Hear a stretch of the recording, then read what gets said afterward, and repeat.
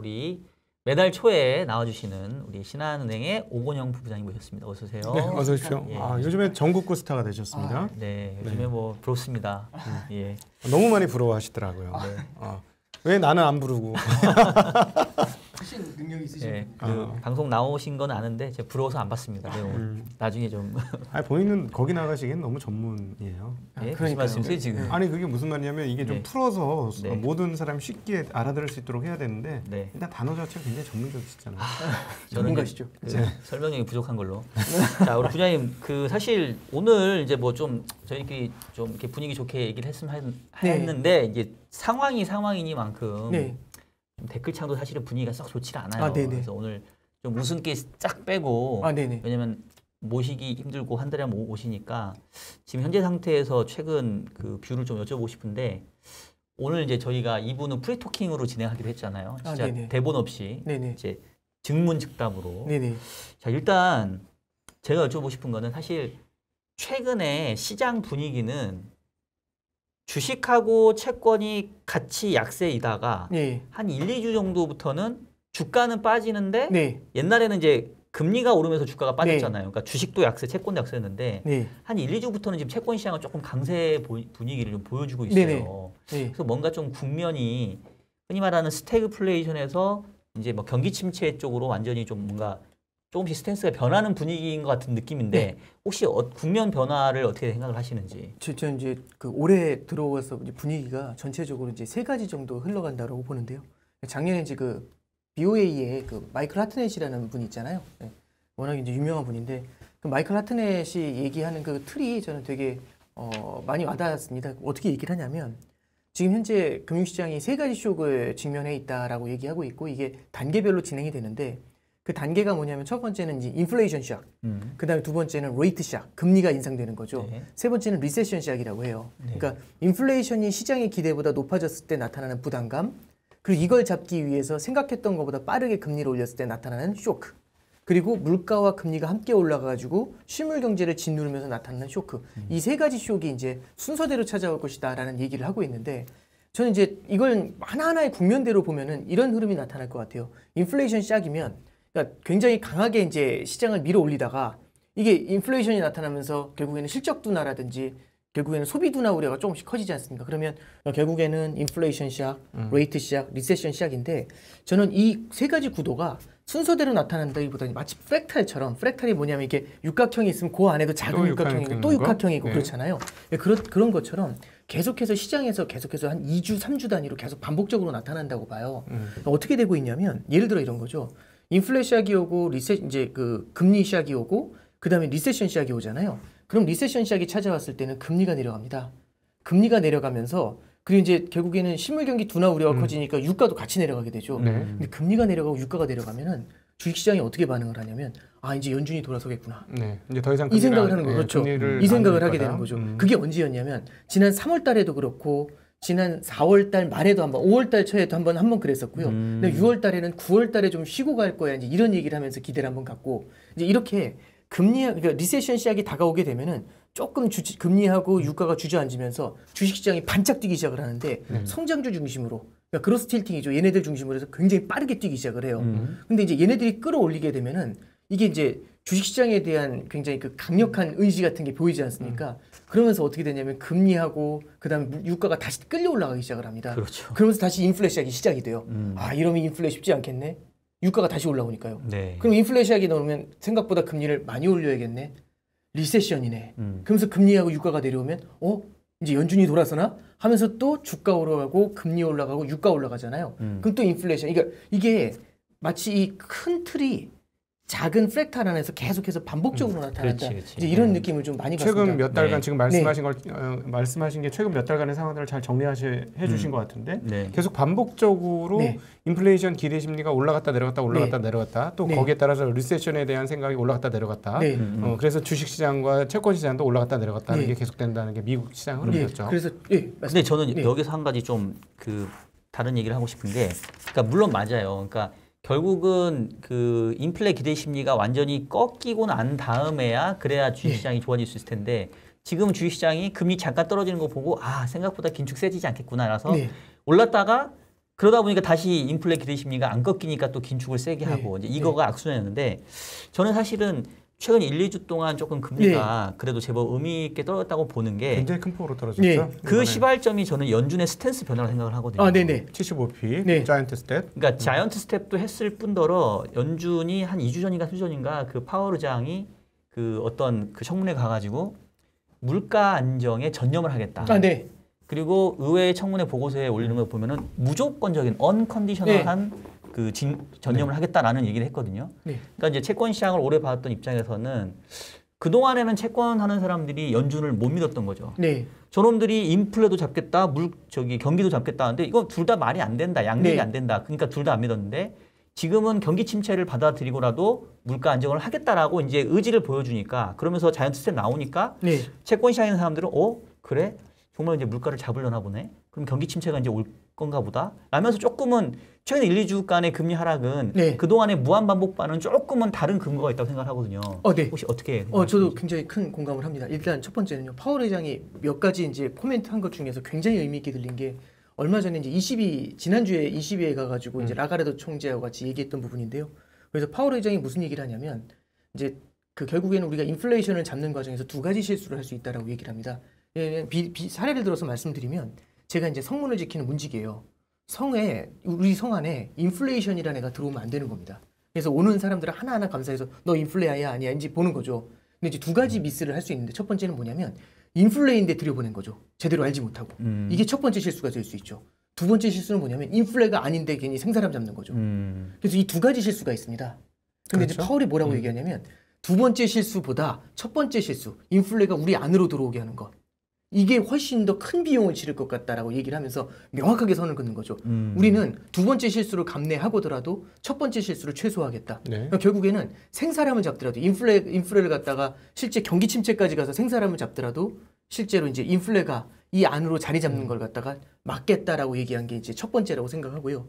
그 이제 의외의 증언하고 되게 많이 만나 있는 것 중에 뭐가 있냐면 unconditionally라는 표현을 썼지 않습니까? 네. 거기서 이제 그 파월 의장이 했던 얘기가 저는 되게 중요한 것 중에 지난 그 6월 FOMC 때 딱 그 얘기가 나와요.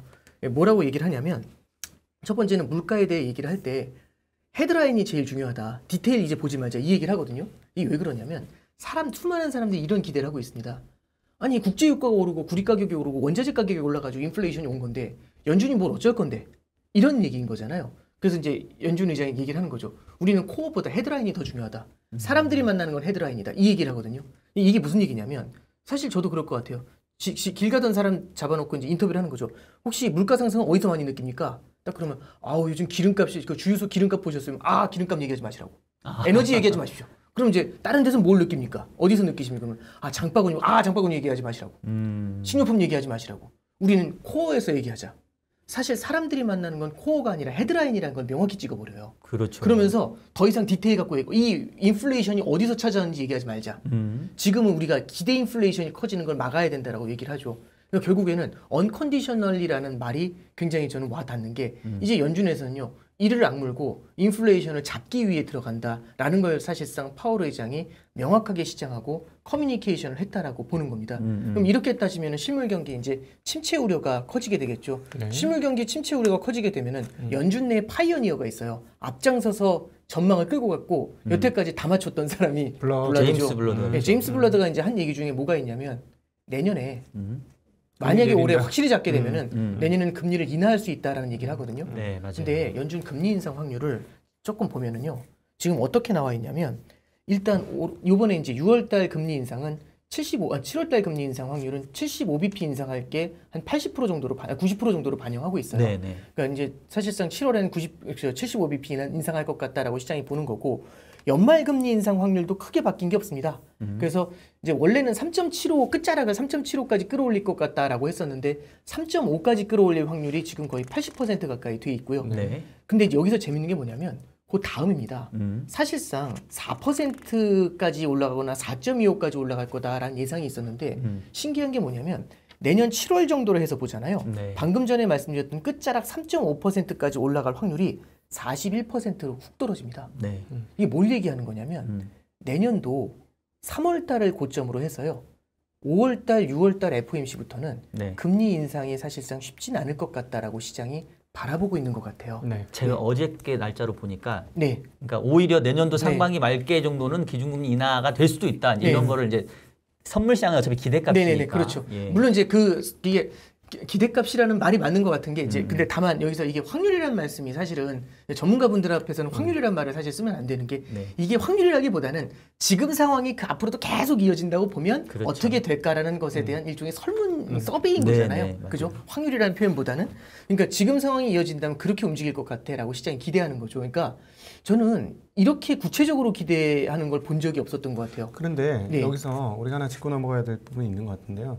이번에 7월 달에 75bp 금리 인상하면 아마 8, 9월 달쯤 되면 모든 지표가 꼬꾸라질 것 같거든요. 네. 인플레 관련 지표들이 다 꼬꾸라질 것 같아요. 네. 확실하게. 네. 그리고 시장이 지금 그걸 생각해서 프라이싱을 하기 시작한 게 이제 두 분이 말씀하신 그 부분인데 만에 하나 3.5%까지 연말에 밀어붙이지 않고 3.25라든가 뭐 3% 약간 언저리 이렇게 하면 이제 올해 연도 내에 기대 인플레이션이 다시 고개를 아까 말했던 플렉탈처럼 네. 다시 고개를 쳐들지 않겠는가. 네.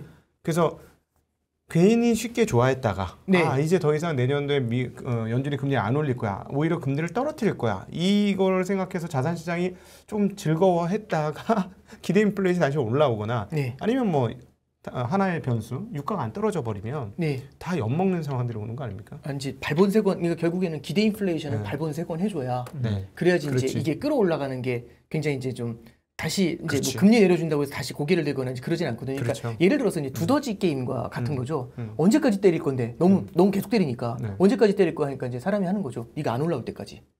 그때까지 때리는 거. 그러니까 이게 몇 월까지 때릴 겁니까? 이 질문은 사실 틀려요. 언제까지 때리냐? 네가 안 올라오는 그 순간까지 두더지 게임은 그때 끝나거든요. 그러니까 최소한 두더지가 안 올라오는 척은 해야죠. 그렇죠. 그래야지 이제 끝났나 한데 집에 그때 올라와도 되는데 그러니까 이제 결국에는 기대 인플레이션이라는 걸 갖고 우리가 이제 만약 봤었을 때는 기대 인플레이션을 발본색원해야 된다라는 게 굉장히 큰 것 같아요. 참고로 그래서 하나 좀 말씀을 드리면 지금 시장에서 기대하는 것 중에는 여러 가지 기대들이 있을 겁니다. 그래서 이제 지금 상황에서 제일 많이 기대하는 건 경기 침체와 와라. 침체는 나의 친구. 뭐 침체가 되면 주식시장 그렇죠. 분위기죠 지금. 연준이 금리를 인하하게 될 테니까 그러면은 주가는 다시 오르. 그러니까 그러니까 실물 경기가 주저앉든 말든 그건 상관이 없는 거죠. 주식시장만 오르면 되니까 유동성을 풀어가지고. 이게 저는 한 가지 좀 궁금한 게 이제 이런 생각이 좀 들어요. 이게 우리 코로나 때 사실 끝판왕을 봤던 거잖아요. 경기 그렇죠. 부양의 끝판왕을. 그렇죠. 너무 놀랬거든요. 저도 그 정도까지 끌어올리는 거 보면서. 그랬더니 진짜 무중력으로 수직으로 낙하는 걸 잡아가지고 하드 캐리해서 위로 위로 던져버린 거잖아요. 네. 그런 걸 보면 진짜 어마어마한 힘으로 끌어올렸는데 과연 그럼 그때는 이게 가능했을까? 왜 가능했을까라는 거죠. 2008년 10월로 돌아가면은 아마 박사님께서 훨씬 더 기억을 많이 하실 거예요. 2008년도 9월 10월 달에 리먼 파산하고서 이제 트러블드 에셋에 대한 이제 결국에 이제 리커버리 플랜이라고 해서 탈프라고 해서 7천억 달러짜리 이제 구제 금융이 나오기 시작을 해요. 근데 그게 네. 나올 때 국회에서 난리가 났습니다. 미국 의회에서 난리가 났습니다. 어떻게 납세자의 돈을 이런 부실 금융기관에 줄 수가 있냐. 그렇지. 이게 1번. 그다음에 이제 그해 11월 12월에 버냉키 의장이 양적 완화를 준비한다라는 걸 하니까 어디서 해괴한 걸 가져왔다고. 그런 거 하면 하이퍼 인플레이션 온다는 얘기를 다들 했었어요. 그래서 1차 양적 완화 때 하이퍼 인플레이션에 대한 두려움이 굉장히 컸고 그걸 돌파할 때 이제 버냉키 의장이 이제 그 책 제목이 뭐냐면 Courage to Act예요. 행동하는 용기. 그러니까 그게 엄청난 반대를 무릅쓰고 밀어붙인 거거든요. 덕분에 단임했죠. 그렇죠. 근데 버냉키 의장은 한 번 더 했는데 이제 중요한 건 뭐냐면 그렇게 해서 이제 버냉키 의장 같은 경우 그렇게 이제 진행을 했는데 그러면 그때는 7천억 달러에 1조 달러 양적 완화하는 걸로 그렇게 싸웠는데 왜 2020년도 3월에는 양쪽으로 양방에서 5조 달러씩 풀었거든요. 그걸 왜 의회에서는 그냥 통과시켜줬을까? 가장 큰 이유는요. 인플레이션이 없기 때문입니다. 그렇죠. 인플레이션은 본 적이 없거든요. 2008년에 돈을 풀었는데도 인플레이션 안 왔으니까. 그렇지. 그러면 이제 인플레이션 없어졌기 때문에 풀어야 되는 거죠. 근데 지금 우리는 만났지 않습니까? 그 괴물이 있다는 걸. 네. 우리는 이 세상에서 멸종한 줄 알았는데 갑자기 등장했잖아요. 괴물을 키웠죠, 사실은. 그렇죠. 예. 그럼 만약에 한번 이런 거죠. 만약에 다음번에 얼마 후에 다시 한번 코로나 사태 같은 그런 위기가 온다면 우리는 쌍방에서 5조 달러를 또 풀 수 있을까? 못 풀죠. 저는 아니라고 생각해요. 풀죠, 이제. 예, 그만큼 쓸 수는 없을 것 같아요. 물론 약간의 부양책은 쓸 수 있겠지만 그 부양책도 상당히 많은 반대에 직면할걸요. 예를 들어서 바로 하시는 거죠. 네. 아니 지난번에 9% 가까이 되는 인플레이션 못 보셨냐고. 그렇게 풀면 되시겠냐고. 저는 이제 그 두려움에 직면을 하게 될 것 같아요. 그러면 우리는 지난 십몇 년 동안 뭐에 익숙해 있냐면 마이더딥에 익숙해져 있습니다. 경기 침체가 좋은 거죠. 왜? 경기 침체가 오면 그 침체를 뒤집어 엎을 정도로 더 많은 돈을 줬으니까. 그렇지. 맞아. 앞으로도 그 패턴이 그럼 계속 유지가 될까? 저는 이제 그 생각을 좀 한번 해보게 돼요. 그리고 이제 두 번째는 이제 경기 침체가 나온 얘기 중에 얼마 전에 이제 마이클 버리하고 그다음에 캐시우드가 동시에 얘기했던 게 뭐냐면은 재고 사이클에 대한 얘기를 좀 하기 시작을 해요. 네. 사실상 이제 채권을 하는 사람들 입장에서는 아니, 채권을 하시는 분들은 이제 재고 사이클이나 투자 사이클이냐 이제 이런 것들을 많이 보는데 재고 사이클이 사실은 되게 짧게 가는 사이클이거든요. 그러니까 참고로 말씀드리면 재고를 쌓는 기간에는 경기가 좋아요. 재고를 쌓는 기간에는 그렇죠. 공장이 돌아가니까 이게 경기가 좋은데 사실 다 만들어서 재고를 쌓아놓으면 그 재고가 소진될 때까지 공장을 많이 안 돌리니까 네. 실물 경기가 그렇게 빠르게 돌아서진 않거든요. 그래서 아마 이제 기억하실지 모르겠는데 2000년대에는 우리 짝수의 저주라는 게 있었습니다. 코스피에. 홀수에는 좋고 짝수에는 안 좋고 홀수에는 좋고 짝수에는 안 좋고 뭐 그런 일이 있었거든요. 네, 맞아요. 예, 실제로 그런 흐름이 있었어요. 그게 이제 재고순환 사이클 때문에 그런 일이 일어난다라는 얘기를 했었던 게 이제 2000년대 얘기였습니다. 근데 이제 그런 재고순환 사이클이 언제 사라지게 되냐면 이 재고 관리가 되게 과학화되면서 과학적으로 재고 관리를 하게 되면서 이 재고 사이클 자체가 되게 의미가 없어진다. 왜냐하면 필요한 만큼만 딱딱 생산을 해가지고 소품종 주문 생산하니까 이제 됐다라고 했는데 그게 뒤집어졌죠. 왜냐하면 코로나 때 거대한 수요가 폭발합니다. 5조 달러 양방에서 때리면서 수요가 폭발했잖아요. 그럼 주문이 밀려들어요. 주문이 밀려들면 이 주문만큼 생산하지 않으면 장사가 안 되는 거잖아요. 그럼 생산을 넣는데 모든 회사에 이 모든 리테일 업체에 다 밀어드는 거죠. 이들이 전부 다 주문을 넣는 겁니다. 그럼 공장은 미친 듯이 돌려야 돼요. 공장이 미친 듯이 돌리려면 설비 투자가 안 돼 있는 상태에서 미친 듯이 돌리려니까 무언가 투자를 늘려야겠다는 생각을 하는 거고 사람을 더 채용해야겠다는 생각을 하는 거고 원자재도 사재기해야 되는 거고 리테일 업체들은 더 많이 재고를 쌓아놔야 되는 거고 왜냐하면 지금의 장사가 앞으로도 이만큼 될 거라고 생각했을 거지 않습니까? 근데 이제 지금 나오는 얘기는 그거죠. 만약 미국의 소비 수요가 훅 가라앉게 되면 그러니까 이만큼씩 계속 늘어나서 올 거라고 생각했기 때문에 그만큼을 쌓아놓은 거잖아요. 꽤 많은 재고를. 네. 그러니까 제 생각에는 올해 초 작년 말만 해도 재고 좀 더 쌓으시겠어요? 하면 저라면은 적정 재고보다 더 많이 쌓았을 겁니다. 네. 작년에는 그랬죠. 그렇죠. 네. 작년 말 올해 초 당연히 영원히 그랬겠죠. 소비가 있을 거라고 생각했으니까. 이만큼 소비가 강할. 그런데 만약에 그 소비가 미래의 걸 땡겨온 것이든지 아니면 이례적인 부양책에 의해서 일시적으로 폭발적으로 늘어난 것이었든지 만약 그렇게 되면은 재고가 결국에는 재고 관리를 과학적으로 한다는 것도 과거의 통계를 보면서 하는 거잖아요. 이번에 소비는 아웃라이어입니다. 전부 다.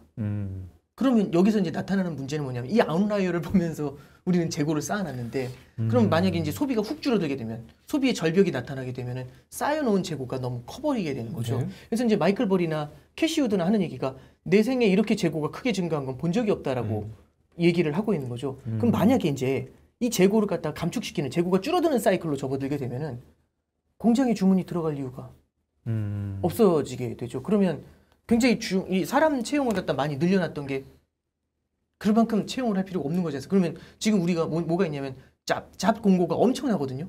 그 잡 공고가 엄청난데 이게 어쩌면은 앞으로도 이만큼의 생산이 이어질 거라는 걸 생각을 해서 잡혀있는 허수일 수도 있다라는 얘기가 되는 거잖아요. 네. 그리고 어쩌면은 거기에 대해서 각종 원자재라든지 이런 것들 선주문 넣었던 것들 이런 것들도 다 이제 어떻게 보면은 지금의 추세가 앞으로 이어질 거라는 그런 가정하에서 나타나는 문제일 거지 않습니까? 그러니까 이제 저도 예전에 이제 그 학교에서 공부할 때 이게 게임인지 기억이 나질 않는데 이 맥주 회사에서 맥주 생산하는 거였어요. 근데 수요에 따라서 이 공급 라인이 너무 기가 막히게 움직이거든요. 엄청나게 요동을 치거든요. 근데 이제 뭐냐면 결국에는 가정을 하는 거죠. 지금의 소비 수요가 앞으로도 이어질 거라는 그런 가정이 붙는 거지 않습니까?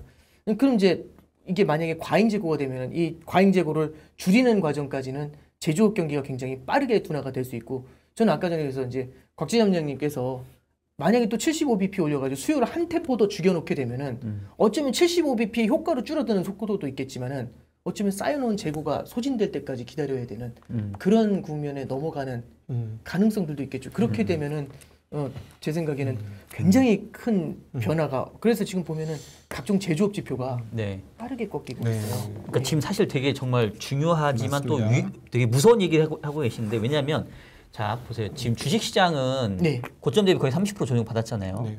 그러면 기존의 사이클상에서는 사실은 지금이 바닥이었던 적이 많죠. 한 10번 중에 한 7, 8번은 30%면 조정 다 됐을 거예요. 네.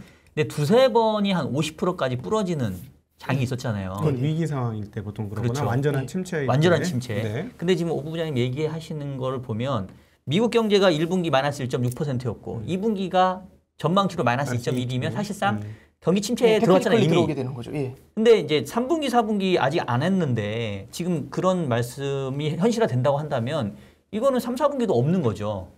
경기에 대한 부분들이. 네. 그러면 마이너스 30%의 조정에서 끝나는 게 아니라 진짜 50%까지 부러지는 장이 나타날 수도 있는 저는 그렇게도 인식이 되는데 아니, 그러니까 거기서 연준이 네. 그거를 대비하고자 금리 올리는 속도를 줄이면 시장은 환호할 거고 그럼에도 불구하고 인플레이션이 무서워서 일단 고 정말 얘기했던 대로 실업률 4%, 4.5% 찍을 때까지 그냥 계속 고 하면 말씀하신 대로 그런 상당히 어려운 실물 상황이 오겠죠. 그런데 만약에 여기서 적당히 긴축을 안 해버리고 말면 그럼 또 오히려 더 위기가 뒤에 더 커지는. 왜냐하면 인플레를 못 잡으면 영원히 이건 악순환이 반복되니까 네네. 이참에 어쨌든 간에 인플레를 때려 잡아야 되는 게 우선 단주 아닐까요? 저는 그래서 이제 두 가지 사례인 것 같아요. 그러니까 이게 결국에는 많은 분들이 기대하는 거는 이제 결국에는 이제 과거의 패턴처럼 다시 한번 경기 부양이 시작이 되면서 실물 경기는 침체가 되더라도 주식시장은 올라간다라는 게 이제 많은 분들이 기대하는 그런 케이스이고 그래서 이제 침체가 빨리 갔으면 좋겠다라고 말씀하시는 분들도 의외로 많더라고요. 이쪽 업에 있는 사람 그런 얘기 하겠죠. 그런 분들도 계시는데 저는 이제 참고로 2000년도 얘기를 좀 몇 번 해드린 적도 있지만 한 번 더 이제 말씀드리면 2000년도의 기억을 되살펴 보면 2000년도가 이제 그때 당시 이제 신문 기사들을 좀 쭉 다 출력을 해가지고 3년치를 출력해서 쭉 읽어봤어요. 2000년도 3월 10일 날 주식시장이 고점을 기록합니다. 나스닥이 5,100포인트로 이제 고점을 기록을 하고요. 그때부터 이제 주식시장이 흘러내리기 시작을 하는데 2000년도 3월부터 2000년도 말까지는 나스닥은 엄청나게 흔들렸는데 다우존스하고 S&P는 거의 안 빠졌어요. 4, 5%밖에 안 빠졌어요. 나스닥은 40에서 50% 빠졌거든요. 근데 그때 당시에 그래서 이제 하는 얘기가 뭐냐면 이거는 기업 실적이 안 나오는 기업들 밸류에이션 조정이다. 그래서 이제 그런 기업들이 이제 그게 닷컴 버블이라고 이제 규정을 하는 사람들도 있습니다. 근데 2000년도 3월만 해도 그때 당시에 그린스펀 의장이었거든요. 그린스펀 의장이 의회에서 증언을 합니다. 뭐라고 얘기하냐면 이제 5월달에 진짜 빅스텝 갈 겁니까? 이제 이런 얘기를 하는 거죠. 의원들이. 그랬더니 이제 그린스펀 의장이 이제 그때 당시에 뭐라고 얘기를 하냐면 지금 사람들의 소비가 너무 강력하다고. 미국의 소비가 너무 환상적으로 강력하다. 왜 그런 거 하니 여러 가지 이유가 있겠지만 올라버린 자산 가격, 올라버린 주식 가격 이런 거에 담보를 해가지고 사람들의 소비가 굉장히 왕성하게 일어나고 있다. 굉장히 탄탄하다. 이런 얘기를 했어요. 그러면 소비하고 주식 가격하고 연동이 돼 있다라는 말씀을 하신 거잖아요. 그때 당시 그린스펀 의장이. 네. 부의 효과가 있다는 그렇죠. 거죠. 부의 효과가 굉장히 강했다는 얘기죠. 그때 당시 미국 사람들의 취미 중에 하나가 취미가 아니죠. 행동 중에 하나가 뭐냐면 세금을 안 내요. 연체료를 내는 거보다 가산세를 내는 것보다 주가 오르는 폭이 크니까 가산세 내야죠. 8% 내봤자 주가가 날아가는데 50% 먹어야 되지 않습니까? 그래서 그러니까 가산세 부담하면서도 그냥 주식 투자하는 게 그때 당시 이제 붐이었던 거죠. 그 정도로 이제 주식을 좋아했던 겁니다. 근데 나스닥이 그만큼 빠졌잖아요. 2000년도 5월 10일 날, 2000년도 5월 16일 날 0.5% 빅스텝 인상을 하면서 미국의 기준금리가 6.5가 돼요. 네. 근데 그때 당시 뭐라고 하냐면 7.5 간다. 빅스텝 2번 더 간다. 이 얘기가 나왔었거든요. 왜? 미국의 소비가 탄탄했으니까. 네. 미국 금리가 그 다음에 어떻게 되냐면 연내 동결이었어요. 한 번도 안 올라요. 네. 더 이상 올리지 못합니다. 그러다가 2001년도 1월 2일 날 0.5% 긴급금리 인하해요. 1월 2일 날. 그리고 1월 27일 날 정례 FOMC 때 또 0.5% 인하하고 금리를 그래서 6.5였던 걸 1%까지 2003년 초까지 계속 내립니다. 5%가 넘게 기준금리가 내려온 거거든요. 네. 자, 그러면 여기서 이제 그럼 그린스펀은 왜 금리를 내렸을까? 2000년도 12월 달에 그해 12월 달에 이제 3월 달에는 아까 전에 얘기한 그대로죠. 자산 가격이 너무 좋아서 2000년도 12월 달에 마찬가지로 비슷한 데서 이제 증언할 때 뭐라고 얘기하냐면 자산 가격이 큰 폭으로 하락하면서 미국 사람들의 소비가 너무 빠르게 둔화가 되고 있다. 이게 경기 침체 우려를 키울 수 있다. 소비자 물가 지수가 3% 가까이 됐거든요. 2% 위에 있었는데 기준금리 인하했습니다. 빠르게 인하하기 시작해요. 이미 그때는 기대 인플레이션도 꺾였다라는 걸 사실상 그린스펀도 그때 봤던 거죠. 그러면서 이제 기준금리를 인하를 해요. 그럼 주식시장은 어떻게 반응했을까? 근데 이제 아마 이제 기억을 하시겠지만 2001년도에 주식시장이 마찬가지로 흐릅니다. 네. 그래서 나스닥은 계속 흘러내리고요. 그래서 그때 당시 5,100포인트였던 게 2000년도 3월 10일 날, 2002년도 10월 19일일 겁니다. 아마 그날까지 흘렀습니다. 9.11 테러하고 예. 폭락할 때까지. 2002년도, 네. 2002년도까지, 그러니까 2년 반 떨어졌죠. 2년 반 동안 떨어져서 1,200인가 1,100까지 그렇죠. 떨어져요. 예, 그리고 이제 우리는 떨어지지 않았을 거라고 생각했던 S&P가 한 50% 하락했고요. 네. 2001년도부터는 하락하더라고요. 2002년도에는 이제 다우존스가 한 40% 가까이 이제 하락을 했었던 그런 이제 기억이 있습니다. 여기서 이제 말씀드리는 게 뭐냐면, 그럼 이제 경기 침체가 와서 금리를 인하하면 주가가 오를까? 이 질문에 대해서 사실은 2001년도의 모델은 2001년도의 상황은 그게 아니라는 걸 보여주는 그렇죠. 거거든요. 그래서 이제 2001년도가 그러면 이제 우리가 생각하는 것처럼 금융위기냐? 근데 많은 분들이 2001년도를 금융위기라고 기억하시는 분은 단 한 명도 없어요. 그렇죠. 아니었거든요. 그때를 버냉키 회장이 명확하게 얘기합니다. 뭐라고 하냐면 마일드한 경기 침체였다고 얘기를 해요. 아니 주가가 80%가 넘게 빠졌는데 어떻게 마일드하다고 할 수 있지? 버냉키 회장이 무슨 얘기를 하냐면 2008년도에 주택 가격 무너졌던 거 있잖아요. 그때 수준으로 자산 가격이 무너지긴 했지만 이게 금융 시스템을 건드리지 않았기 그렇지. 때문에 금융위기로 이어지지 않았다는 거죠. 그래서 우리가 닷컴 버블이라고만 기억을 하지 네. 이게 뭐 금융위기, 과도한 경기 침체 이렇게 기억을 안 하고 90년도 이제 이라크 전쟁을 전후해 가지고 있었던 경기 침체와 2001년도에 이제 그것도 마찬가지로 마일드한 테크니컬리 되게 짧았던 경기 침체 요 두 가지로 기억을 합니다. 그렇죠. 그래서 저는 여기서 이제 말씀드리고 싶은 게 이게 결국에는 경기 둔화가 나타나게 되면은 연준도 마찬가지로 스텝을 바꿀 수 있어요. 스텝을 바꿀 수는 있는데 기대 인플레이션도 꺾였다는 걸 확인을 하면서 근데 이제 그게 과연 예전처럼 주식시장이 환호할 정도로 밀어올릴 수 있는 그런 동력까지 제공해 줄 수 있겠는가? 요거에 대해서는 저도 조금 좀 요즘은 좀 고민을 좀 많이 합니다. 이게 2000년도의 케이스고요. 많은 분들이 기대하는 건 오히려 이제 94년도의 케이스라고 할 수 있고 블라드도 자신 있게 얘기하는 게 94년도 같은 경우는 75bp 마지막 금리 인상 거의 직전부터 주식시장이 회복을 하기 시작을 하거든요. 그러면서 이제 95년, 96년 이제 팍스 아메리카나의 전주국을 울렸던 이제 그런 때였습니다. 그때는 또 채권 시장의 대학살을 지나고 나서 오히려 이제 시장이 좀 많이 좋아졌었던 케이스 쪽에서 블라드는 후자 94년의 모델을 좀 생각을 하고 있는 거고요. 네. 저는 이제 좀 요즘 걱정하는 게 경기 침체가 오면 주가는 무조건 오른다라는 지난 15년간의 어떤 뭐랄까 이게 명제라고 해야 되나요? 등식이라고 해야 되나요? 그런 것들이 존재하는데 그게 앞으로도 계속 워킹할까? 저는 인플레이션이라는 게 발본색원됐다라고 생각했을 때하고 네. 인플레이션이라는 괴물이 살아있구나. 그렇죠. 언제든 나타날 수 있구나라는 걸 깨닫는 지금은 조금 다를 것 같아요. 그래서 옛날의 패턴대로 이 정도 떨어졌으니까 연준이 들어와서 들어올려 주겠지. 요 기대로 이렇게 우리가 무언가를 좀 마구잡이 베팅하는 것보다는 이럴 때일수록 좀 이렇게 좀 시점 분산이라든지 네. 이런 것들에 대한 고민을 좀 적절히 하시는 게 더 필요하지 않을까 생각합니다. 사실 저도 이제 지난주 금요일 날 제가 패널로 우리 부장님 자리에 앉아서 저도 비슷한 얘기를 예. 했었는데, 그러니까 우리가 항상 보면은 경기가 안 좋아지면 통화 정책이 완화로 가서 오히려 주식시장이 유동성 장세로 먼저 갔던 것들을 봤던 게 근 20년인데 네. 그 20년은 2000년 이후에 항상 물가가 낮았던 저물가 환경에서 가능했던 그거에 익숙해져 네. 있었던 네네. 거거든요. 근데 말씀하신 지금 이제 인플레이션이기 때문에 설령 자산 가격이 빠진다 하더라도 흔히 말하는 연준 풋이 나오기가 상당히 어려운 환경이라는 거죠. 네. 저는 이제 그 너무 우울한 얘기만 너무 오늘 계속 이어지는 것 같아서 그냥 간단하게만 정리 하나만 해드리면 아까 전에 연준 금리 인상 확률이 내년 4월, 5월부터는 꺾여 내려간다라는 금리 인하를 좀 프라이싱하고 있다라는 말씀드렸잖아요. 저는 여태까지 금리 인상할 거다라고 할 때 뭐 언제부터 꺾인다라는 걸 전망까지 나온 건 별로 못 봤던 것 같습니다. 근데 지금 그런 전망이 나온다는 건 뭐냐면 연준이 그만큼 굉장히 클리어한 패스를 주고 있는 거거든요. 블라드도 그만큼의 패스를 주고 있는 것 같고 시장도 그거를 받아들이기 시작한 것 같습니다.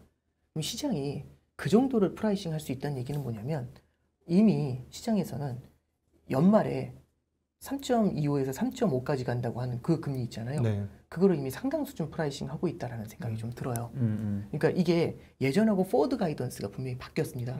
예전에는 금리를 많이 올릴 거야 라고 했다면 지금은 3.5까지 올릴 거야 라고 굉장히 클리어한 포워드 가이던스를 주거든요.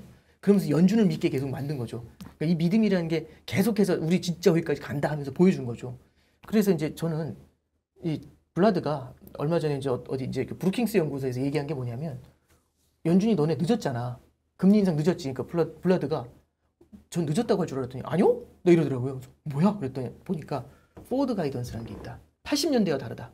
왜 뭐냐면 포워드 가이던스를 구체적으로 주게 되면은 사실상 지난해 9월 달부터 시장 금리가 빠르게 끌어올려졌다는 얘기죠. 그래서 사실상 작년 연말로 보면 두 차례 기준금리 인상한 것과 동일한 효과를 내고 있다. 실물금리가 예. 이미 올랐기 때문에. 예. 금리가. 예, 근데 그게 금리가. 선반영, 실물금리가. 우리 선반영 있잖아. 근데 옛날에는 많이 오른다가 선반영이었다면 이제는 3.5까지 오른다고 선반영을 시켜주고 있어요. 그러니까 뭐냐면 사실상 기대감을 미리 가지고 끌어다 주는 거죠. 여기에 환경에서 지금 우리 시뮬레이션 하고 있는 겁니다. 어쩌면 우리는 연말에 있을 그 높은 금리를 지금 만나고 있는 거죠. 그럼 그게 뭐 좋은 거냐? 이미 많이 지났다는 것도 있고 네. 또 하나는 이제 말씀드릴 건 뭐냐면 이게 있어요. 금리는 올렸다 내릴 수는 없잖아요. 중립금리가 얼마 있는지 모르니까 그걸 찾아야 되는데 금리 올렸다 미안해 내려 이렇게 할 수는 없죠. 근데 이건 가능해요. 미리 올려봤다 내려봤다 하는 건 가능하죠. 포워드 가이던스를 통해서 그 중립금리 레벨이 얼마인지 모르니까 올려봤다 내려봤다 올려봤다 내려봤다 하는 겁니다. 네. 3.5까지 올릴 것 같아 라고 얘기했던 처음에 취소할 수도 있잖아요. 직접 금리를 올렸다 내릴 수는 없지만. 근데 저는 이제 좀 어떤 느낌이 드냐면 중립금리라는 걸 찾아야 되는데 그걸 찾기가 어려우니까 연준이 실수할 것 같다라는 얘기를 하는 거거든요. 근데 저는 연준한테 이제 그런 걸 준 것 같아요. 이 포워드 가이던스가 약간의 멀리건 골프로 따지면 네. 멀리건 같은 걸 준 거 아닌가 좀 그런 생각을 좀 해요. 뭐냐면 한 번 이렇게 넣는데 직접 지나가 버리면 끝이잖아요. 네. 근데 그게 아니라 멀리건 줄게 다시 쳐봐.